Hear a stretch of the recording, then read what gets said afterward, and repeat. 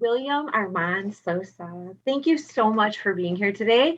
I Hey, asked you here today. I had the opportunity to speak with you and interview you before about your work with the Dendera light bulb, and there were so many things that didn't get discussed, and in individual conversations that we've had, there's just so much going on there. Would you thank you so much for being here. oh, And would you mind start by introducing yourself and telling us a little bit about your background and how it led you sure, to understand this functional thing? sure. Well, yeah, I mean, my background, I've always been technical. I always had an interest in, ever since I was a little kid, taking things apart. You know, I can remember growing up on Staten Island, I would actually go around the neighborhood on trash day just to see things that people were throwing away and take them home and smash them open with hammers. So I've always had this interest of figuring out how things work. And then add to that, some early exposure to like the UFOs and, I was from the 60s. So we had the Twilight Zone, the Outer Mhm. Limits, the Invaders. We had all kinds of really great stuff on television to kind of tweak your interest. And, for me, Eric von Daniken's work with Chariots of the Gods came out, and you had Mhm. your there was a special done by Rod Serling, in Search of Ancient Mysteries, which he went to all these places around the world, Egypt, Peru. It's funny, I've visited most of these places since then, but so I've always had that interest, and my friends know it. And so whenever somebody else would find something, they'd bring it to me. Bill, have you seen this? Bill, have you seen that? And so I found myself kind of, tracking alternate technologies, lost technologies. Of course, just investigating some of the things in the past and seeing the technology that was used to, wondering about the technology that would have been used to, say, build the pyramids, Mhm. or many of the ancient structures that we have. Just was mind-boggling. Who are these people, that did this, and what did they know, and Mhm. what have we forgotten? Right. So that search for forgotten and lost information. I'm a history buff. I've always been interested in history, and and it just struck me at one point when I was growing up that history is incomplete, Mhm. and there's missing pieces, there's gaps in our memory, maybe on purpose, maybe by accident, maybe through catastrophes, and just one thing led to another, and over time I got into technical high schools, and then I went to college to study electronics, and that tweaked my interest a little there with electronics, and then I went into the Air Force. And once you got into the Air Force, well, the woo stuff comes out of the woodwork. You Yeah. start to hear about all the secret projects and the things that happened on on the moon, and the underground facilities that if you go into, you have to sign away your life to see it. And so there was all of that interest there. And then I got exposed to some early technical information that led me to really start focusing on Egypt, Mm. particularly that came about. And most of this work I did in the late 70s, early 80s, but when the 90s came along, Egypt and particularly Dendera Mhm. became the focus. And I spent a Mhm. lot of time on there was a book, I have it here actually, written on the Dendera light Nice. by Peter Cross and I forget the other guy's name. I got it right in front of me, but anyway, uh, and they were talking about this technology in the past, and they do a very good job. You kind of see it in the back here of they build Mm. a version of this device, and I've seen it on a video, but they don't show you how it's powered, Mm. and that really struck me as a major missing piece. So my focus was on power. Mhm. Of course, you've heard about the Baghdad battery, which is another piece of technology that I learned about along the way. And it's like, okay, you got a battery, but that's not gonna be the only. You can't have a whole technology wrapped around a battery. Where's the missing pieces? And Right. so that led me from one thing to another, and to other books. I can't pull them up right now, but I have them in front of me. The books on the Hathors, books on Mhm. there was a book by Tom Kenyon that he wrote about the Hathors, where they talked about this rod called the Waz scepter, Mhm. and how this Waz scepter was very important in technology, and how it was a vibrating thing. And I did some work with tuning forks and things like that, and started to discover that you could chop, or you could cause electricity to alternate, And Mhm. alternating electricity has some very interesting functions, very interesting capabilities that straight standard batteries do not. And so that Right. one thing led me to another. And once I discovered around 2000, I made a pretty big discovery on the power source, which I talk Mhm. about in the video. Mhm. And that power source, once I had a power source, then I knew the Egyptians had a simple way of creating a very powerful alternating current. And that Mhm. allowed for other technology. And that led me to the Dendera work and everything else that since then.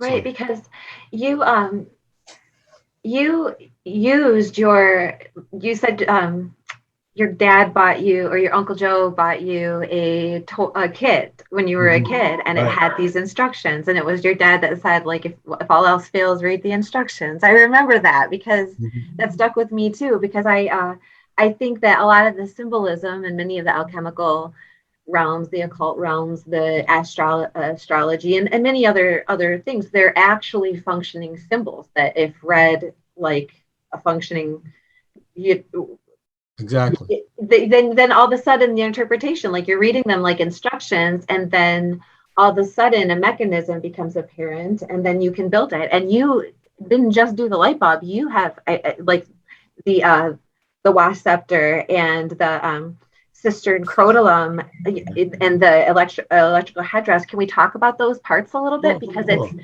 this whole bit, you haven't just found one thing, you've got an entire circuit Right, going. right. Well, I mean, a lot of this goes back, for technically wise, to this book here. I picked this up in 1990 at a bookstore in Santa Cruz, California, and it's called The Awesome Life Force. And in this book, it really was a mind blowing book for me at the time. It had all kinds of technology information about gravity and things like that. But in particular, was this thing here. It's called the Caduceus coil or Caduceus coil.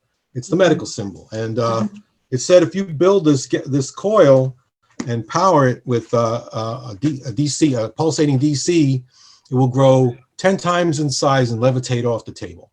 And I said, this I got to see. Right. So I built one evening in my home in California. It did not do what it said.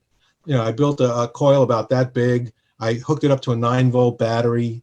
I had all the parts and tools in my apartment, so I was easily able to do this. And I charged it with a 9-volt battery, and I had a little spinning motor that I made a switch out of that could turn on and off very quickly. Mhm. And the battery got so hot, it started to melt the table, or it was going to melt the table. So I put it in a block of ice so that it would stay cold. And so I had this gadget on my dining room table, and I'm staring at it for a while. I only ran it for about 10 minutes, but I noticed my eyes started getting very dry, and there was like a charge in the air. And I was like, Mhm. this thing is it's just wires crossing over. There really isn't much to it. And Right. I'm like, there's no light coming out of it. And so then I turned it off. I got a little nervous. I was like, I Mhm. don't know what it's going to do. It never did the things he said it would. But Right. 3 things came out of that.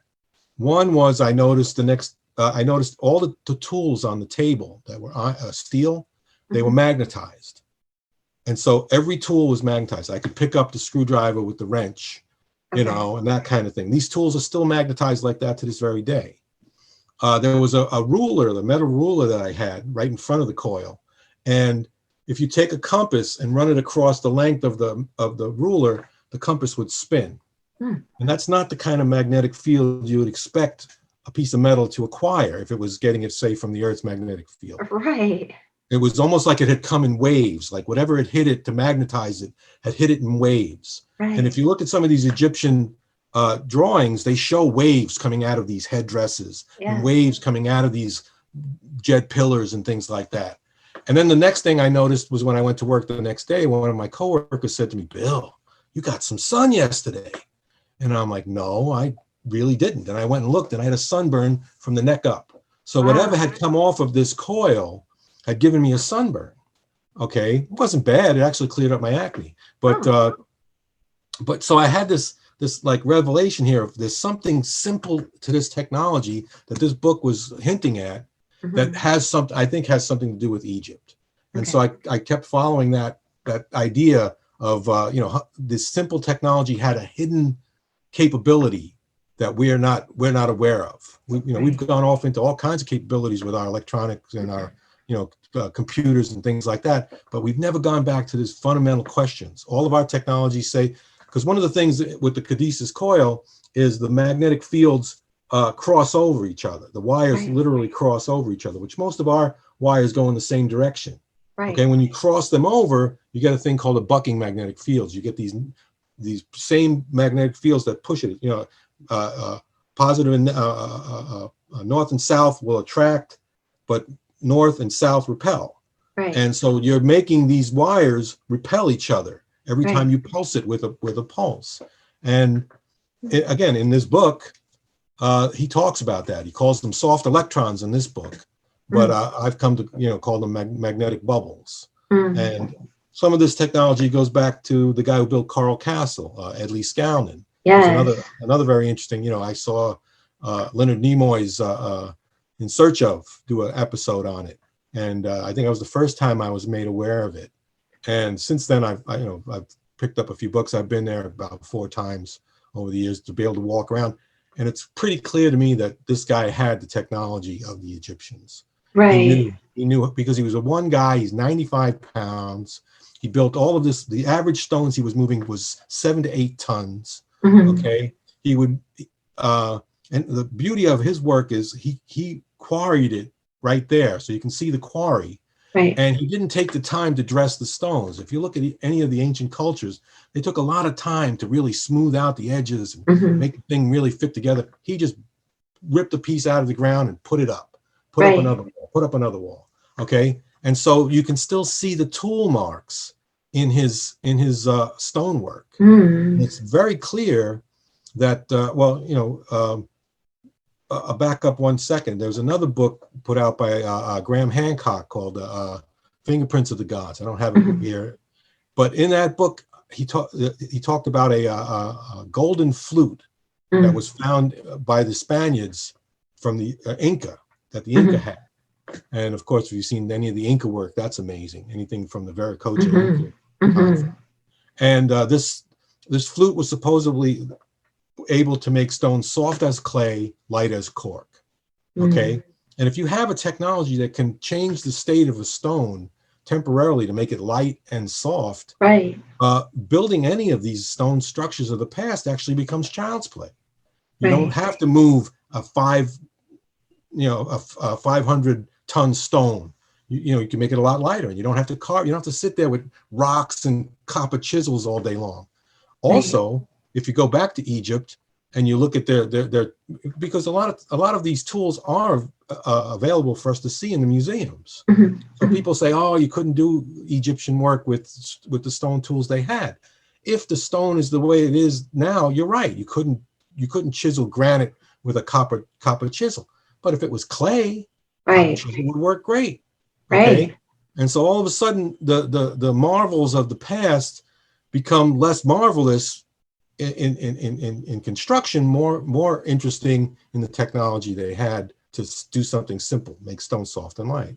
And so you can see at Coral Castle, Ed had these wedges where he would take the leaf springs from Model A cars and put an edge on them. He had a grinder and he'd grind an edge on it, and then he'd whack it in with a sledgehammer. I picked up that sledgehammer. It's less than 12 pounds. I picked up one of those leaf spring wedges, and it was still sharp. Okay, like I almost cut my finger on that rusty edge. Now, if you're banging this wedge into stone, you would expect the leading edge to get dented up, but instead it didn't. And you can see that in the work. It's almost like it was a spoon being stuck into clay. Like the thing really was meeting no trouble at all going through the rock at the time it was being chiseled.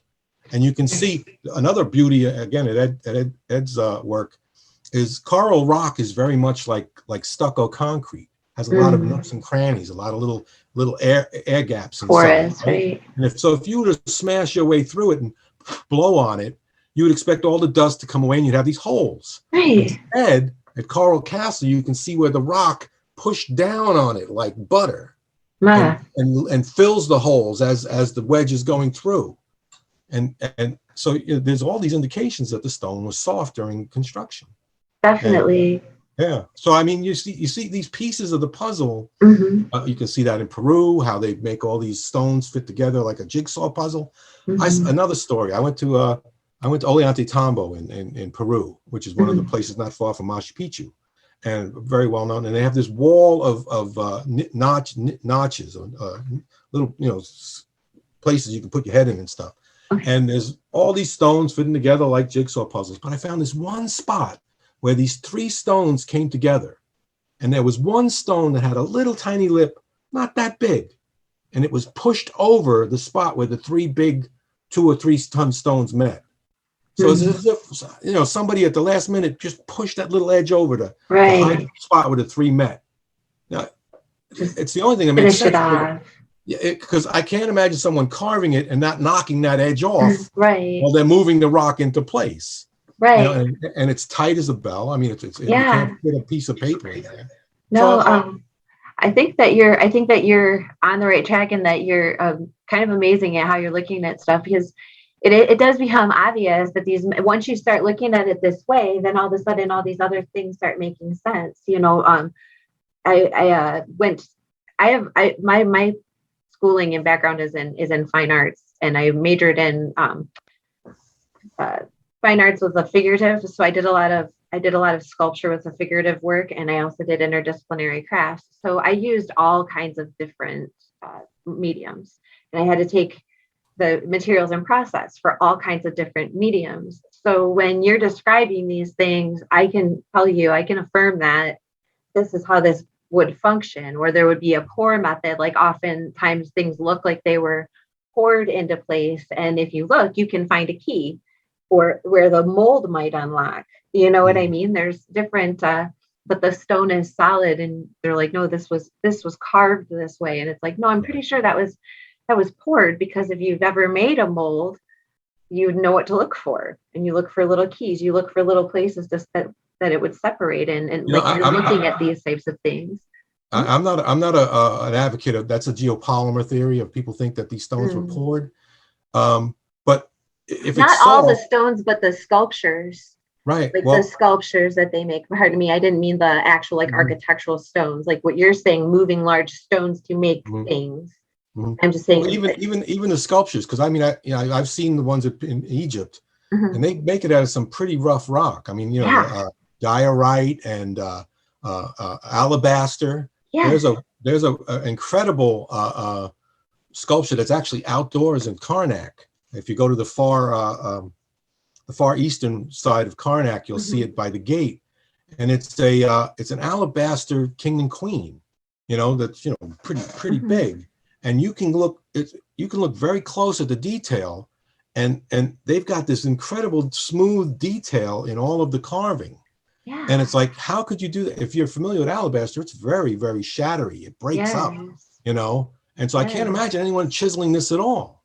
So, the another thing I don't mean to digress too much, but the people who think it was poured, they have this, we built molds. My wife's a sculptor. I've done a few pretty big molds in my time.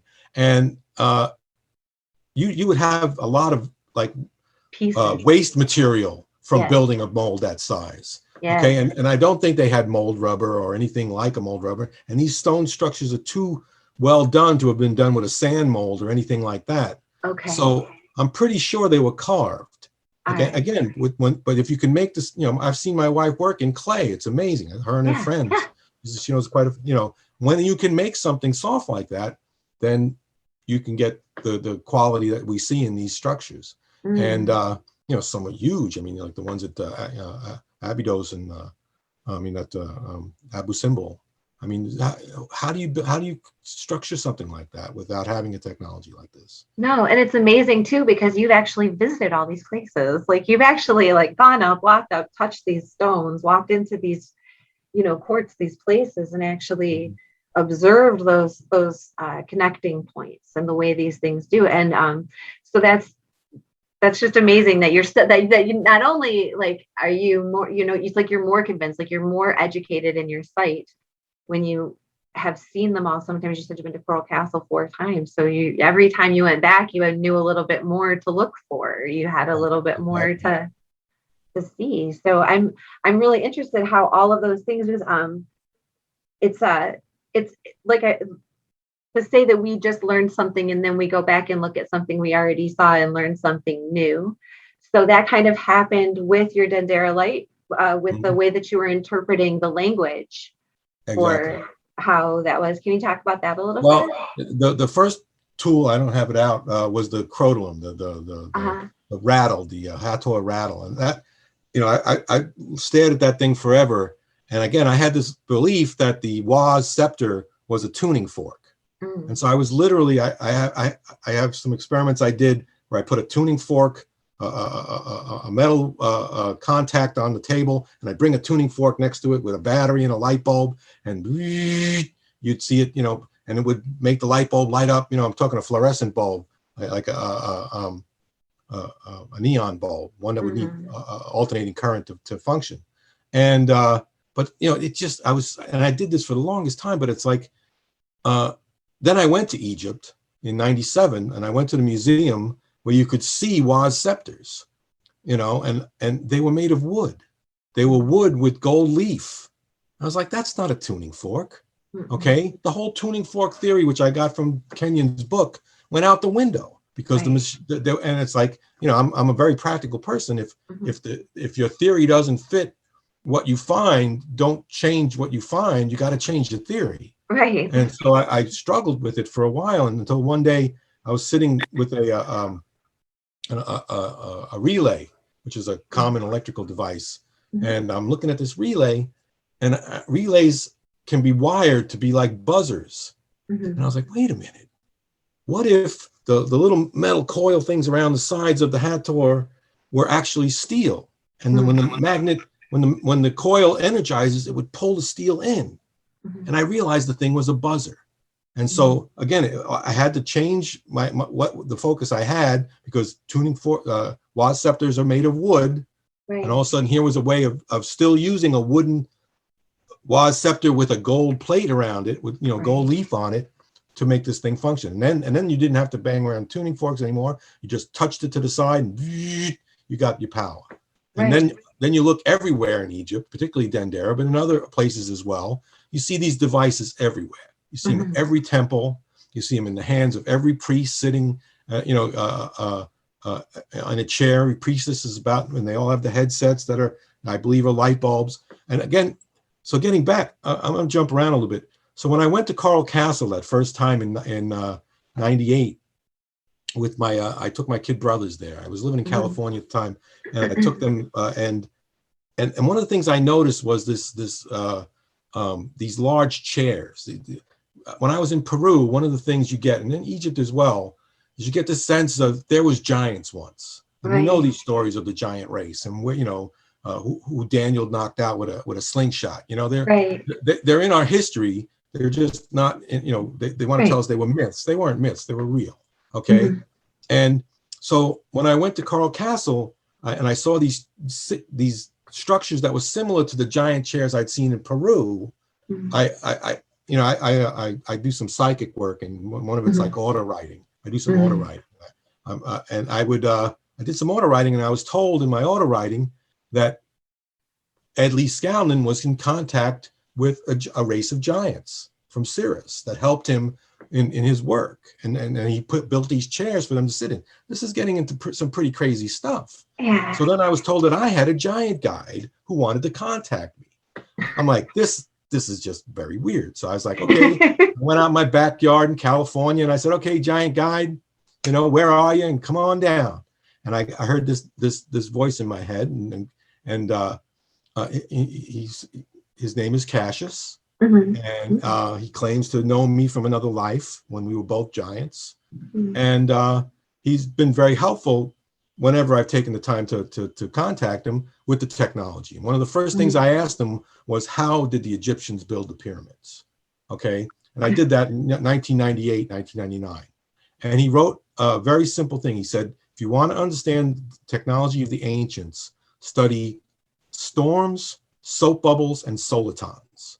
and I was like, I have no idea what I know what a storm is. He's talking electrical storms and soap bubbles, of course, bubbles. But what's a soliton? So I went to the bookstore the next day and I found this book, Everything About Solitons, just jumped right off the shelf on me.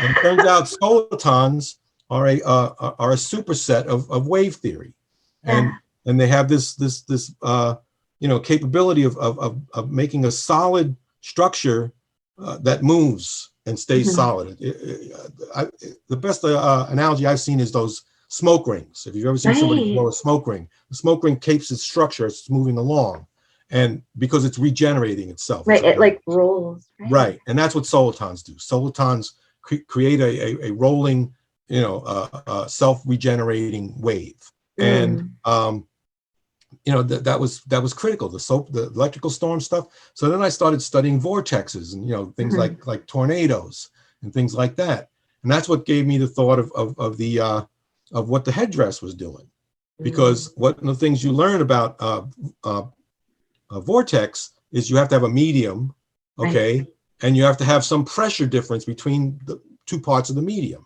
So if you take, say, a bathtub, your medium is water, and the pressure difference is the air pressure on top of the water, and when you pull the cork out of the bottom, it's the hole in the bottom, and that causes the swirl that you start to get, okay? And in matter, I'm thinking there's a pressure difference between solid and liquid, between liquid and gas, and between gas and plasma. Yeah. So if you want a pressure difference in between matter, the best one you could get would be between a plasma and a very strong solid, like maybe gold. Right. And sure enough, if you put a plasma and a gold on top of each other, there's an energy field, a swirling energy field that appears between the two of them. And that's what I saw in these people sitting in the chair. They're sitting on these golden chairs. We know they're golden chairs. We can see them in the museums. And they've got these headdresses that we've never seen any of them, because I don't know where they're hiding, but they don't seem to make it to the museums. Right. But you can see them clear as day, glowing in the pictures with energies coming out of them, very similar to the waves that came off of that coil I made years earlier. And so I saw this as, if they could get that headdress to glow, to become a plasma, they would create a swirl going right through the chakra system of the person sitting in the chair. Absolutely. And then they have these energy things in their hands, and you can see them using them to make plants grow, to heal people that are coming to them with sicknesses. And I was told at Dendera, you could see dozens, if not hundreds, of people sitting in chairs. And what is Dendera but a healing temple? That's what we're told. People went there to be healed. And but as for the writing, I didn't get to the writing until much later, because I didn't read hieroglyphics. So I mean, you had to go by what other people wrote, and nobody had really done much that I was aware of the Dendera stuff. They had the Book of the Dead, and they had all these other stories that have been well documented, but nobody had gone through and actually. But sure enough, there was a French archaeologist who went through Dendera and did the entire temple, all the writings, translated it all into French. Unfortunately, I don't speak French. But you're getting closer. You're getting closer. Exactly. And so what my friend and I did was we got a French translator to translate the French of the sections we cared about into English. Okay. And this was after we had already succeeded in getting the Dendera light to work. So it was more of a looking backwards on it, okay? And it started talking about drawing down the energy from the sun that is the enemy of Sokar, okay? Pushes back death, okay? And you see these people sitting under the thing, getting some kind of healing or some kind of treatment with people that are underneath the tubes. And I can vouch for being underneath one of these tubes when the day we first got the thing going, August 14th, 2012, my friend had built a table that we had the gadget on top of that was about 3 feet off the ground, because he thought we might want to get underneath it, because we'd seen pictures of people being underneath it. Right. So I immediately went underneath this thing. Right. And you could feel this energy coming into the top of your head. and charging your hands. If you held your hands like this, you could feel an energy ball build between your hands. And I'm telling my friend this, my partner in crime, Ken. I was telling him about it, and he's just laughing at me. He's like, "You're having fun. It's just a plasma ball, no different than a fluorescent light. You haven't done anything interesting." And I eventually had to literally drag him underneath the thing, and he's like, "Oh, there really is something underneath this." Right. You know, and like you close your eyes and you move your head around under the table, and you're like, "I feel it most right now," and you're right under the head of the snake. You could Wow. literally feel right through the table, the head of the snake. So we were down there for a while, you know, high-fiving each other for what we completed. Yeah. And my friend went to go get a beer, and he came back into the room. He said, "Bill, we've been in this room too long." I was like, "What do you mean?" He says, "You got to step out of the room for a minute." And you step out of the room, and all of a sudden you feel some kind of energy on the top of your head. And you literally, I put my hand like this, and you could feel a quarter size right at the top of your head, hot. The spot was really hot. And then you could take your hand like this and feel it going through some kind of a plasma energy above your head. Right And into crown. immediately I thought of the halos that Yeah. all the saints have. You know, what's the story of the Pentecost? They all got the tongues of fire on their head. What happened that day? You know, so you know, there's all these technologies that there's all these things that they've had in these technologies that hint at a knowledge of physics and biology beyond what we have today. You know, I mean, there's another section at Dendera that talks about them using this device to reanimate the dead. Well, why were the Egyptians so interested in maintaining their, you know, the bodies after people passed away? What was this bit with mummification? Maybe they knew how to return somebody when he felt like coming back. I don't know, but there's all these stories. Again, getting back to and this leads to what you were saying earlier. Why don't these stories make it out of Egypt? Because the people who are doing the interpretation are, you know, English majors or, you know, mythology majors. They're not technologists. I love the story I told once when I was first starting in computers, working with C language back in the late 80s. I had a book on C programming, and I was reading it at a friend's house. You know, another buddy of mine from the service, and he was looking over my shoulder to see what I was reading in his living room. And see, if you've ever seen the C programming language, it uses words, but it's describing programming. You know, while this, if that, you know, case this, you know. So he just blurts out, "What the hell are you reading?" You know, it's like, what language is that? And I said, "It's a programming language. You know, it's using words you're familiar with, but it's not telling a story." No. Okay. And so I realized that, you know, if somebody else was to come along and look at the writing on the wall, you know, and it's particularly the way the Egyptians spoke about things, then they, you know, they might get a different story based on what they were expecting the story to tell them. So, for example, getting back to the Waz scepter and the crotalum, when I found a section on that and looked at it, it talked about the masturbating scepters, you know, attaching to the crotalum and creating an energy that the young guy with the stick was bringing to the people in the chairs. Okay, and bales of energy coming out of the eyes of the thing. It's like they're talking about batteries. They're talking about vibrating magnetic contacts. They're talking about the technology isn't, you know, this is the word they used, but that's not what they're talking about. And once you start to see that, you know, like, for example, another thing they talked about was the gases that were in these two tubes, right? And they called it the day and night tube.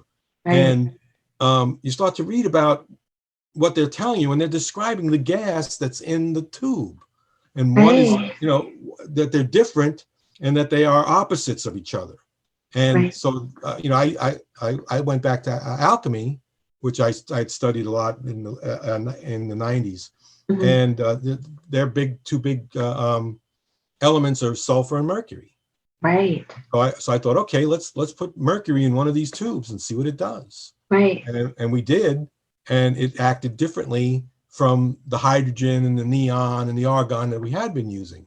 And it turned out that plasmas come in two different forms. They come in a negative form, and they come in a positive form. Right. And so most people that play with plasma, neon lights and things like that, are dealing with the kind that's attracting to a negative ground. So they're positive. And the reason they're positive is because they've had an electron stripped away from the neutral gas atom. But there are elements that literally add an atom in there and become negatively charged. Right. And those would repel, just like a magnet, those would repel you're touching them. And that's what we saw in the Dendera light. It filled the whole thing with a green glow. When we put our hands next to it, the glow pushed away from us and condensed. And you can see in this one picture where I'm actually holding my hands around, and I've made the snake get really thin just by bringing my hands around it. And so again, it's just another, the technology is being explained on the walls. It's being explained by people, who think they're being clear, I'm sure, but it's not clear to us. And it's so funny because since doing the Dendera light, I've tried to get some people interested, but that do plasma work. I mean, there's some beautiful plasma, people who work with plasma, but all of them are only interested in positive plasmas. You can't even talk about a negative plasma. It's like they don't even hear you. There's no difference. There is a difference. Yeah. And you have to have the right ingredients if you want to bake the right cake. Yes, absolutely. So, well, it would I thank you for that one piece of information about the canning jars. Oh. People have always asked me, how do they get the vacuum in these tubes? And I was like, well, you can see they got these alembics. It's like a canning jar.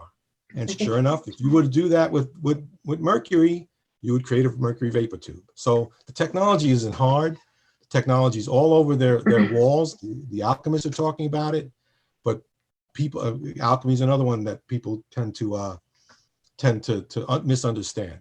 Okay, they don't because it doesn't make any sense to them. Oh, you can't turn lead to gold. Why not? What's hard about it? If you can make stone soft and light, maybe you can change lead's quality of lead and put it close to a piece of gold, and maybe it takes on gold's matrix. Right. Wasn't that or like far, you're saying, strip one of the molecules, like strip one of the electrons, because then you know what I mean. Like if you fundamentally change the element when you do that, and you can do that via electricity. So you know what I mean. And to say that there's no positive or there's only one type of, it's like everything has a polarity, especially when you're dealing with when you're talking about charge, like when you're talking about fields.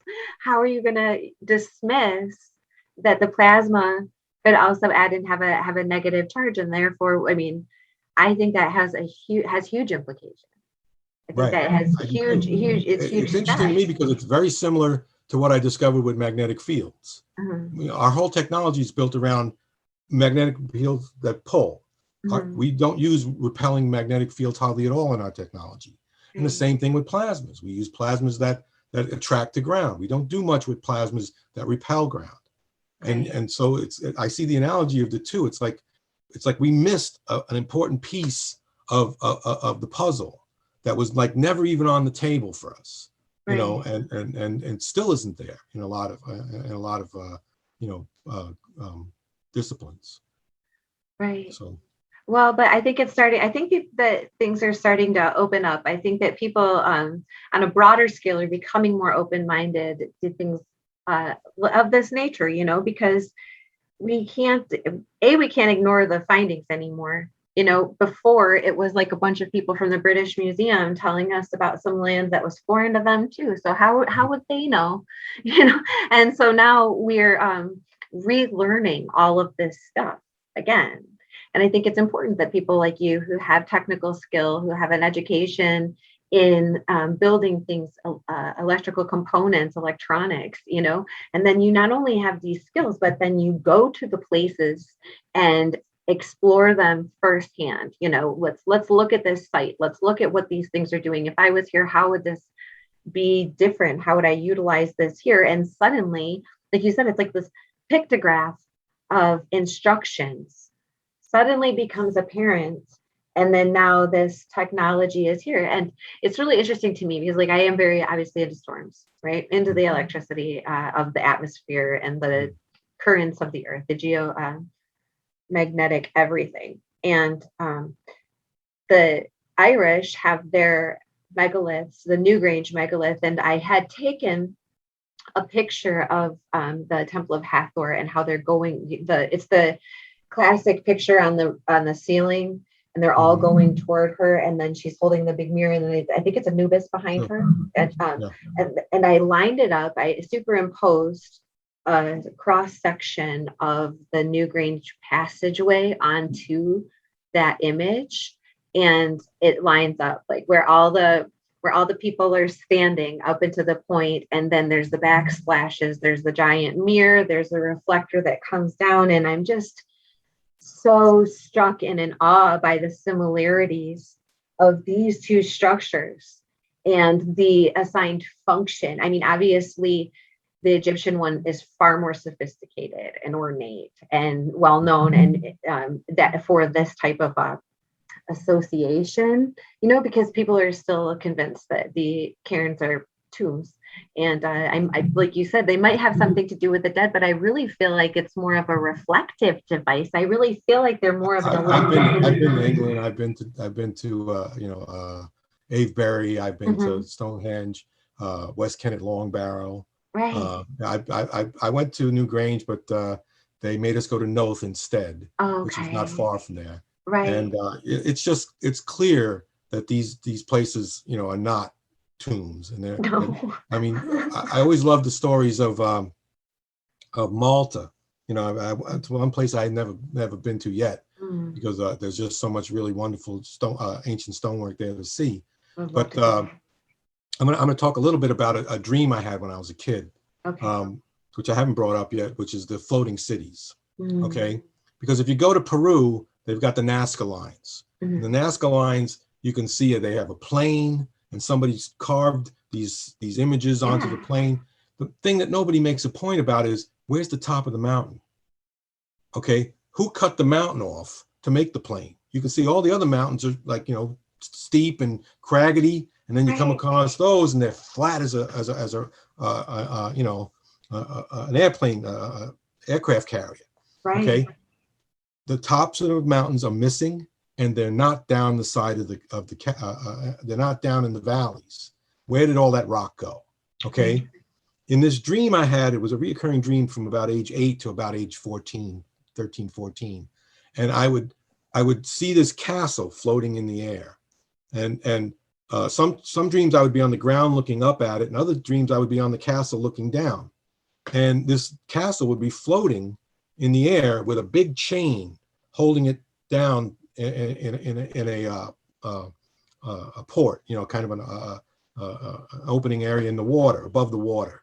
And there was a castle on this floating rock. And I remember in one of the dreams, I asked the person, what keeps the island, what keeps the castle in the air? And I was shown these devices, these huge stone pistons that were like rising and falling somewhere in the middle of the island. And I was told that device keeps it off the ground. Okay. And so then I go on my trip to England, and we go to Cornwall. And one of the places in Cornwall is St. Michael's Mound. And St. Michael's Mound, because this gets back to the story of Jack and the Beanstalk again with the giants. Right. Okay. There was a giant that Jack needed a beanstalk to get to his castle, which implies the castle's in the clouds. Right. Okay. And there's these stories that, St. Michael's Mound is where the Jack and the Beanstalk story comes from, and that St. Michael's Mound was the castle of the giants, and now it's sitting there off the coast, right? It's got a different kind of rock formation in the area around it. Okay, it's not an outcropping. It's as if somebody took top of a mountain, floated it over there, and dropped it. And the same thing with the one in France, and the same thing with Malta. I was reading a National Geographic about Malta, and it said that strange island that seems to have fallen out of the sky, because the geology of Malta doesn't fit that part of the Mediterranean at all. So what made this place? And then sure enough, if you look today, there's a technology that's pretty well known called lifters, right? Ionic lifters. And what they do is they take a piece of aluminum foil, and they take a little wire and they hook it to a high voltage, and they need a wire to go to the ground, and the thing levitates off the ground and starts floating around, looking like a UFO. Mm-hmm. Well, again, in my dream, there was the giant chain with rungs about the size of a house, and the story was that they cut the chain and the island fell. Mm. Well, you broke the electrical connection, no matter what they were doing, the electrical charge, and there's all of these stories about using electrostatics for Right. flying saucers and things like that. So we have this technology of the giant and giant race that knew enough how to lift at the top of a mountain using electrical, high voltage electrical. Again, another simple technology being applied in a way that no one would have thought about using it. Right. And it accounts for another few weirdnesses that we see, these missing mountains in Peru, these islands that seem to come out of nowhere, these stories of giants that lived in the clouds.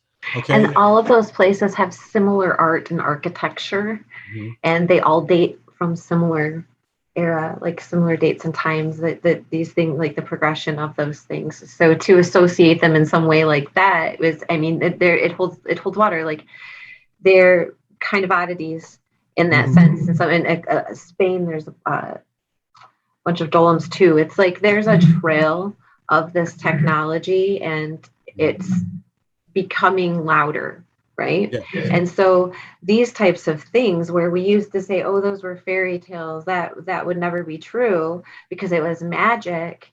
Because I'm a huge proponent of magic is probably magnet, right? Like it's probably some playing with it's playing with the natural forces in the natural field and the understanding of that. And so we are taught, especially with our cultural upbringing, we'll say, that type of stuff is no, it's bad, it's magic. And that's why the alchemists had to keep it kind of on the down low, kind of keep it underground, because people on mass scales weren't really ready for it. But since we have this everyday technology that we use, that we're used to, that we understand, right? Now, looking back at magical things, they suddenly become scientific. They suddenly become science. That's what Arthur C. Clarke said. He said, a technology, would be magic to people until they understand it. If someone saw an airplane, there was that culture in the Philippines that saw airplanes and started, praying for them to return and building effigies to the airplane culture, they call them the cargo cult. And, you just have these stories of what has occurred in the past. You lost it. You lost the understanding of how it was done, and now it's a myth. And every one of our myths have somewhere in those stories a truth, that's been lost over history. And some of it goes. Some of it doesn't even have to go that far back. That's what amazes me. I mean, we have lost technology from only, at least Scallon, only 50, 60 years ago, 70 years ago. But and yet we've got stories of giants from like the 1500s, the 1600s. Okay. Dragons. And dragons is another one. Okay. And so these stories seem so far in the past, but they're not. Right. But they've done such a good job of hiding them, of diminishing them, of training them out of the culture that we don't even think that they could at all be possible. Right. And I'll give you another one that I remember from those early days was the Philadelphia experiment. Okay, I remember hearing about that one. Yeah. And it's funny to me because the first time I heard that story was long before Berlitz or any of these other guys did it. My dad told me that story back in the 60s. Okay, like 65, 66, he told me that story. And I always wondered, how did my dad know that story? Right. And I never got a chance to ask him. But since learning about the caduceus coil and the bucking magnetic fields, and then you start to learn about the Eldridge and what they did to try and block radar, they had spinning magnetic plates, spinning magnetic fields that were creating bucking magnetic fields, and it somehow made the ship disappear. Well, now I think I understand how. getting back to the guy who built Coral Castle, Ed left us one piece of writing, which he called Magnetic Currents. It's a little booklet on magnetic currents, where he talks about what he believes is the mistakes of the current model of the atom, the proton, neutron, electron. He says that's not what it is. This is all materials made of just positive, north and south magnetic particles, little particles of north and south magnets that make up everything.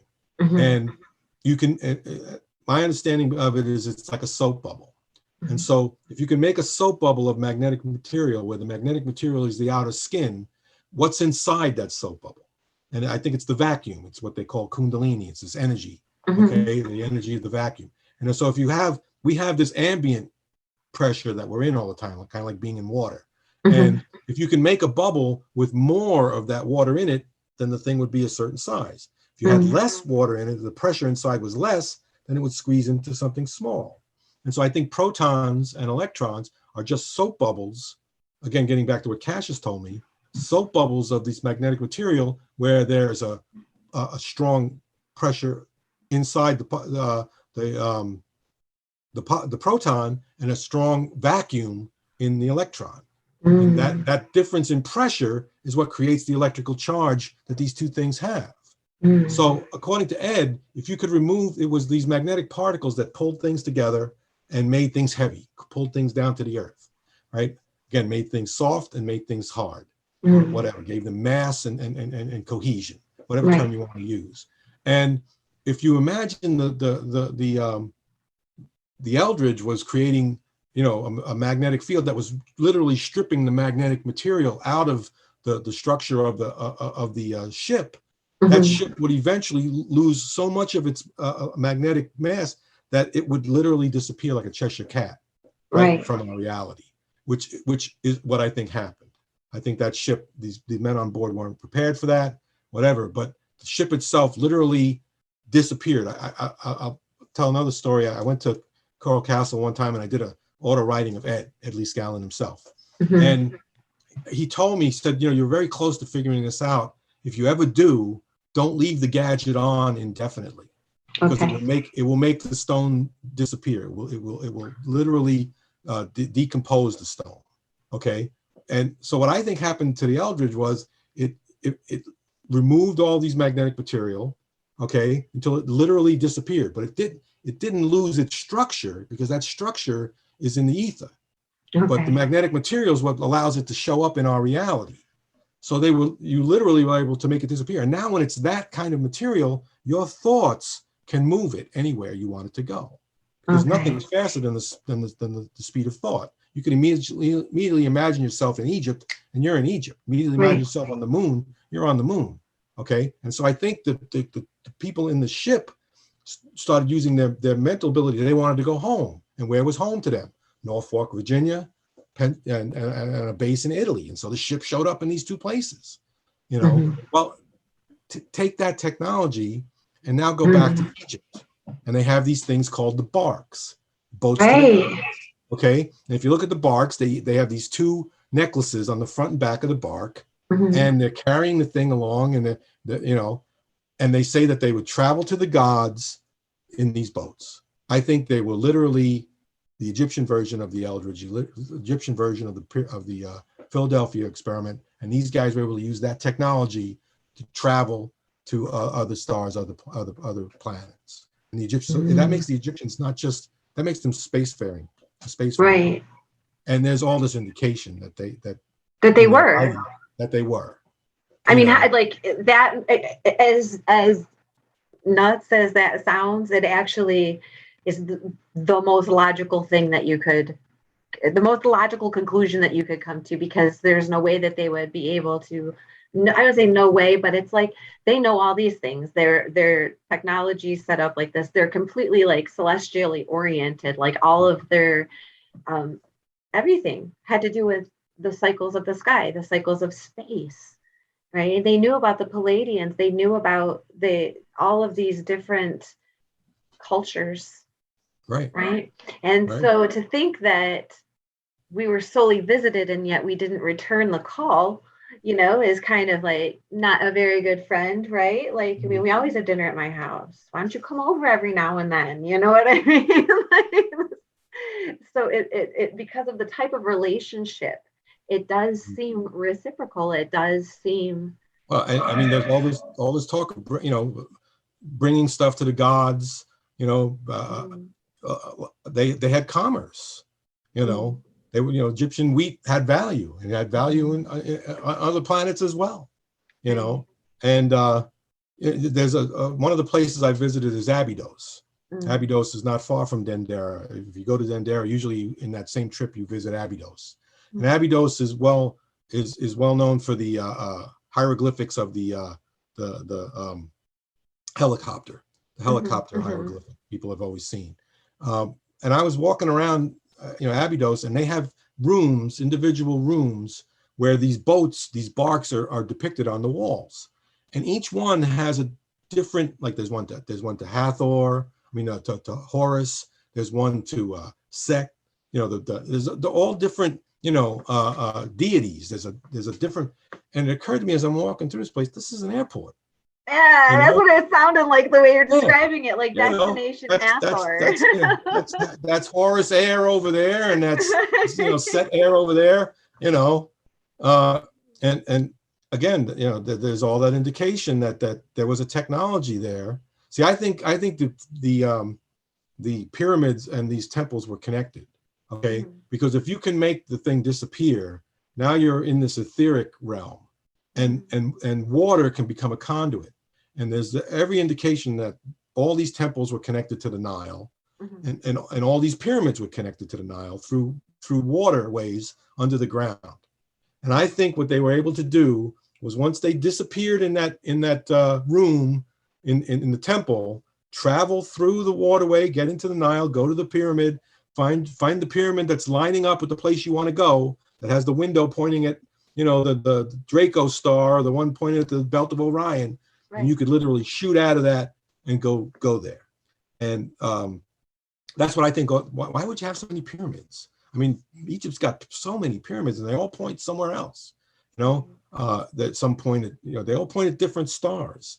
Why? I think they're the targeting, mechanism for traveling from one place to another. And you would go to a temple, because one of the things about the Eldridge that I think caused the problem, this is again the Philadelphia experiment, was that they're on a ship, and the ship is literally moving. Yeah. And so as it's dissolving, the people inside are getting bumped around, and some of these people got bumped into the walls and literally went through the wall. And when the ship came back, they were stuck in the wall. So I think it's very important, when you're in the process of removing the magnetics and making the ship disappear, that you have it very stable. Right. And so I think they put the Egyptians knew that, and they put these ships in these chambers that nothing moved. When you're in the process of having your magnets dissolved away, nobody was moving the room. Once the thing was complete, and then you could do whatever you wanted. And another interesting thing with these boats is they all have cats. Yeah. Oh man, I'm so glad you said this, because I was having dreams about the Egyptian cats for a long time, and I always used to say that they were like battery. I'm like, these are like the thing. I think they were the navigators. Yeah, I think they were literally the ones that were steering the ship. And you can see them sitting on their little. You can see them sitting on their little, platform in the front of the ship. Yeah. Like they're just sitting there. It's like, and everybody's like, let's not lose our cat. No, but I always felt like they were like a guide, like they were like the receiver. Okay, like they were like people had them in their homes, people did, and it was kind of like your receiver, like the thing that the electricity came to.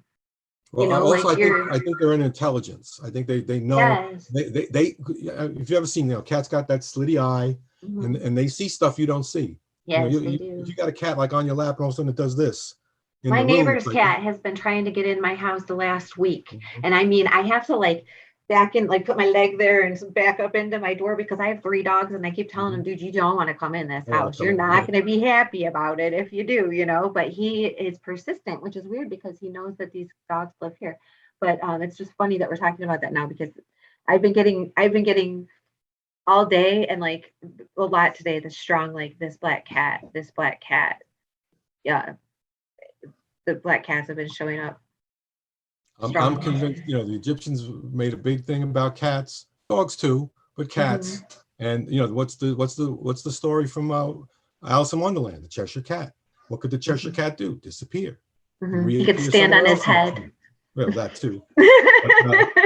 But, so I mean, you've got all of these, again, missing pieces, or that don't. It's so many jigsaw pieces that just don't fit. But once you make a change in the way you think they can fit, then they start to fit, and they start to fit really well. And Right. that's what I love about the work I've done, like with the Dendera light. I had no idea when I figured that thing out, because we were just trying to make it work. We just wanted something that looked like the picture. Right. Get a snake in a bottle. We call it finding the snake. But if we didn't get a snake, we were depressed. Once we found a snake, we were happy. I didn't realize it was going to translate, which later on into, how the sun works, electrical universe stuff. I had no idea that was where it was going to lead. And yet all of a sudden it turns out to be a model of the sun.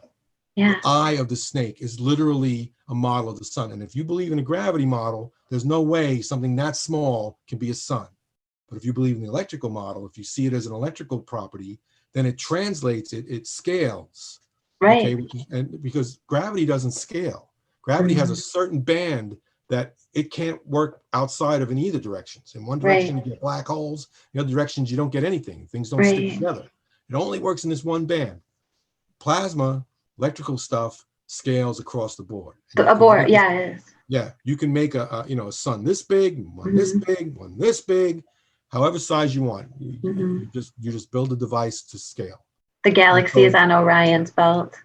There you go. Well, but it's and I think that we just like every other generation of folk have been taught a certain thing because of because of the thing that we're used to. But I think that it was a lot easier to only know what was available to you, but with the advent of the internet and all of the social media and the sharing capabilities that humanity has today, it's a lot faster for us to see the similarities and conclusions that we come to.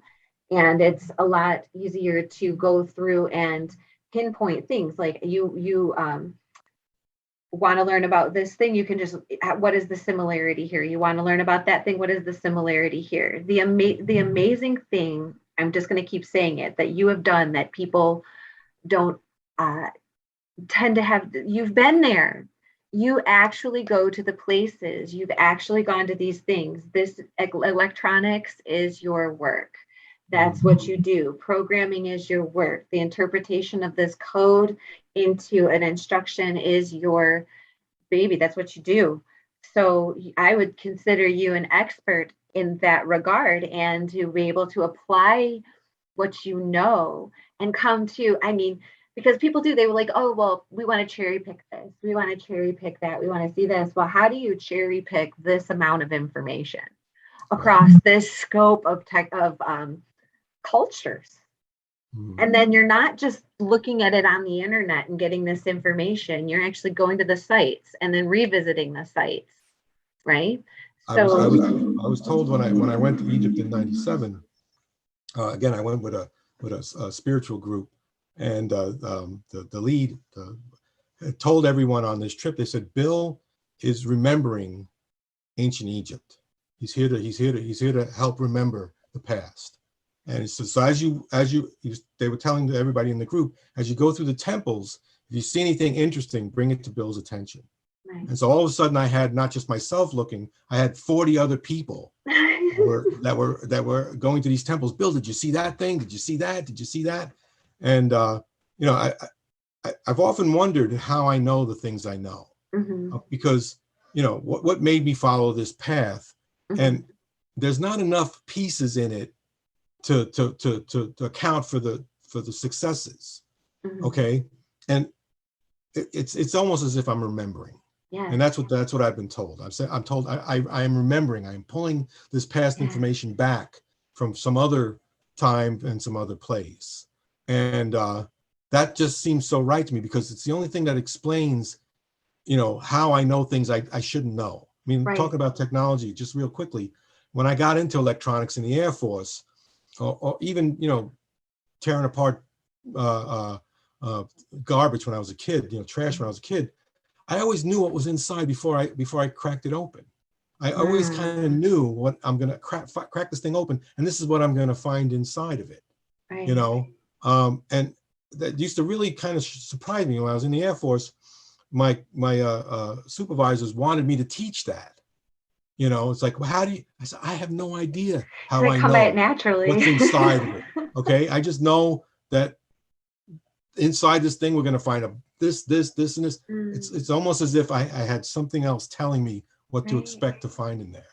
And so that's the way I kind of approach, these sites, is I think they have something to tell me. Not that I'm going to figure it out logically, because I never really logically figure anything out. One of the things I've noticed for me is I'm very intuitive. Yes, you are. And that intuition, came about actually from a getting mugged when I was a teenager. And when I was mugged, the two kids in the neighborhood, attacked me one night and beat me up on the left side of the head. Okay. And I asked about that years later, because I was told by my spirit guide that everything happens to you for a purpose. And I was like, well, explain that purpose to me. I want to know what I did to cause that. And they said, well, your logical side was being a bit bossy back then, wasn't allowing your intuitive side to chime in. And so it was decided by your higher self that your logical side should be disciplined a little bit to allow your intuitive side to grow. Okay. So all the hits were on the left side, not a single one's on the right side. Okay. And I look back at my career at that time and I'm like, it's true. I figure things out intuitively and then I explain it logically. And people think I figured it out logically, and I didn't. I figured it out intuitively, and I'm able to take that intuitive knowledge, translate it into something logical. Yes.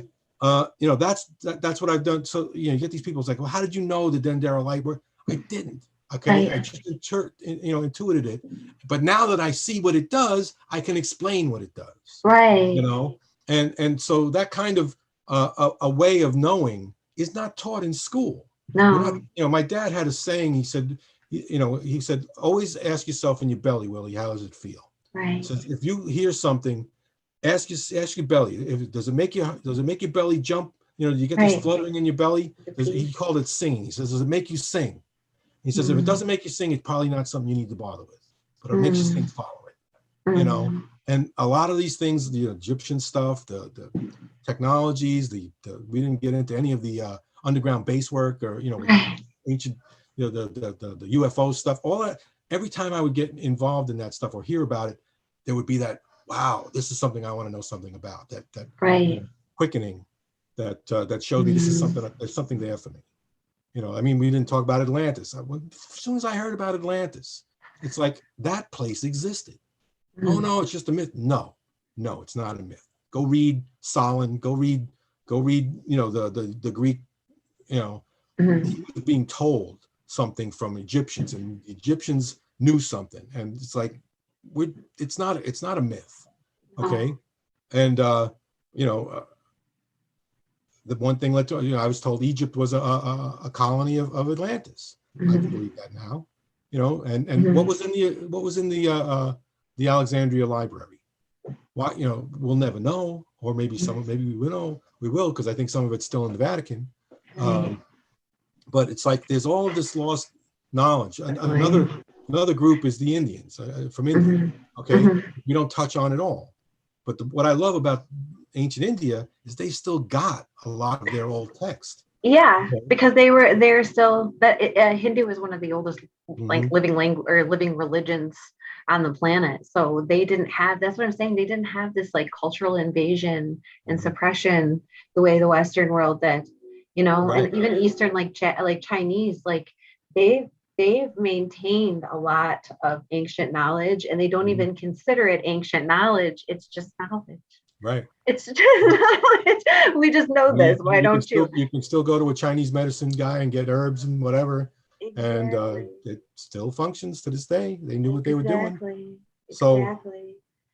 And I, once we see that, once mhm. and what I've noticed is, the few people the people I've been come upon over time, when I get a chance to talk to them, all of a sudden they start to get it too. Mhm. It's like when I talk to people over the years about I get to a point where all of a sudden something clicks in their head, and I think that's the 100th monkey going on. I think Right. that because they're going to go off and tell somebody else, I met this guy Bill, and he told me this really strange story, and there's a lot more going on than and then Right. something clicks with them. And I think we're Right. seeing this 100th monkey effect, Mhm. starting to Yeah. and the internet. Critical mass. Yes, exactly. And the internet definitely helps with that, which is why I think the people who control the internet are a little bit nervous. It's like the genie's getting out of the bottle. Right. Because if you built it to control people, you built the wrong technology to control people with. Well, that wouldn't, I mean, that's good. That seems counterintuitive to think that it would play. I think that the idea is that, well, we don't have to talk about that, but it's like placation, but that's Mhm. that never works, right? Because like we've discussed, like everything wants to breathe and everything has a force. And if you push something down, it's going to want to push back. Right? We resist persists. So Mhm. understanding why, not like understanding these things helps us understand ourselves better. And it also helps us understand what the next step has to be. If we want to build a successful self, if we want to build a successful community and society, then that also comes down to better understanding of how things work, right? And so we've come to this point where we're all more open-minded. I didn't say we're all, but we're getting more open-minded. People are starting to understand now, and it's those of us who've been in it for the game for a long time, those of us who've been studying things for a long time, that are having the conversations that are kind of helping other people over those hurdles and breaking those barriers within their own. Okay, maybe this word does mean this. Maybe if they had this, then they did have that. And now, if everything, I mean, if you turn on the light and all of a sudden the scene changes, you can't turn the light back off and forget what was there. Right. It's just There's no there. putting the genie back in the bottle. It's just not happening. uh, And I appreciate you spending so much time with us today and talking to us about all this. I really appreciate everything that you've done, and keep doing it. And we're going to keep in touch because I'd like to talk to you more. I'm going to be doing another section of this, and I can talk to you about that soon. But it's becoming pretty obvious that one of the most concurrent themes throughout this is the opening of consciousness, the changing of consciousness, the level of it. You talked about remembering things and dreaming things and like knowing things you shouldn't know. And that's been a large portion of my work as well. I shouldn't understand these things. I should not have any idea what optical tweezers are, but I do. And I understand why to use them and how this fits in here. Just like you understand when you walk into a place, you're having a memory. So I'd like to, if you don't mind, talk to you again later in the future about that section. So okay. thank you so much. If there's anything, if somebody wanted to be able to find your work, we're going to link the Electric View interview below too, so people can see your presentation on the light bulb and exactly how it works. And if there's anything else, any other links that you'd like me to provide, I can. Yeah, I mean, I'm on Facebook, so if anyone wanted to find me, just William Armand Sosa. I post a lot of stuff on my Dendera light work there. So you Perfect. could, if anyone wanted to see a little more about it, they would find it there. And for the most part, that's about all that I have right now. So That's all right. You're out exploring and discovering. So just keep doing exactly. that. It's been a pleasure. Thank you so much. We'll talk to you soon. All right. Bye. Take care.